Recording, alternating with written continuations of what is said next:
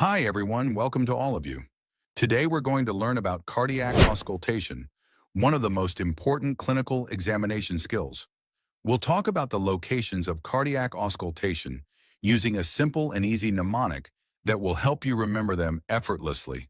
The mnemonic is APE to man. Let's break it down.